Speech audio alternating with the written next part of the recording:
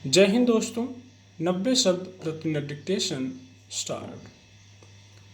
भारत में इस्लाम का जो रूप है उसकी तारीफ नई नहीं है। इसी कड़ी में अब संयुक्त अरब अमीरात में एक किताब प्रकाशित हुई है जिसमें भारतीय इस्लाम या इस्लाम के भारतीयकरण की तारीफ की गई है।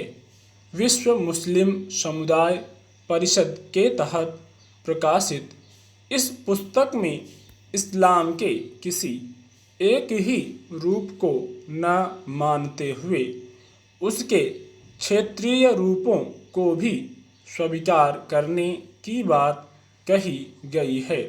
चूँकि इस्लाम के अरबीकरण की कोशिश नई नहीं है, इसलिए भी भारतीय इस्लाम पर लिखी गई इस किताब धर्मशास्त्र, न्यायशास्त्र और समकालीन परंपरा इस्लाम का भारतीयकरण का विशेष स्वागत होना चाहिए। जो लोग या देश आदतन कह देते हैं कि भारत में इस्लाम खतरे में है, उन्हें इस किताब पर जरूर गौर करना चाहिए। इस किताब का प्रकाशन यूएई के उभरते बहुसांस्कृतिक स्वरूप को भी सामने रखता है। यूएई एक उदार समावेशी मुस्लिम बहुल देश के रूप में खुद को खड़ा कर रहा है। भारतीय इस्लाम की तारीफ या स्वीकारोक्ति में ऐसी किताब का आना यूएई और भारत के रिश्तों को और मजबूत बनाने का काम करेगा।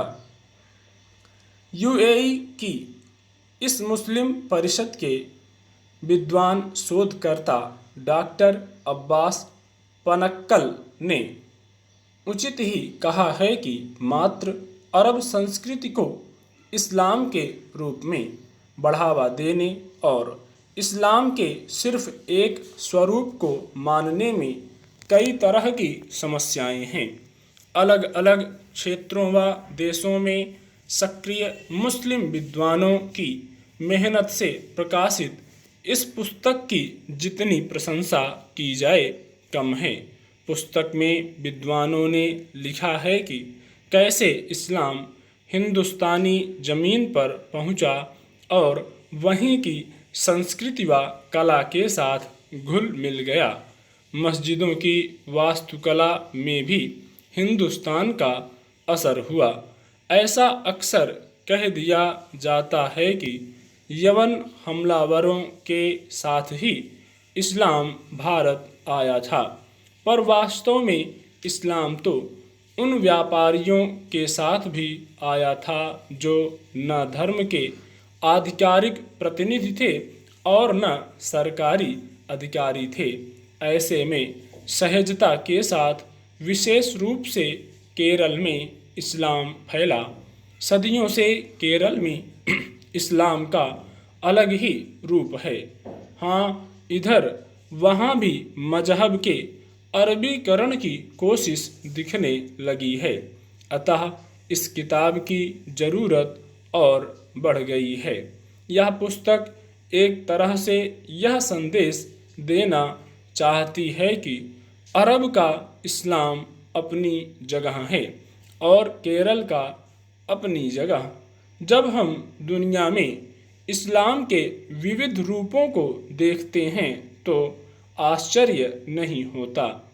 एक खलीफा वाला कट्टर इस्लाम भी था और एक अतातुर्क वाला आधुनिक इस्लाम भी रहा, और एक भारतीय इस्लाम भी है जिसके स्वरूप की ज़्यादा चर्चा होनी चाहिए।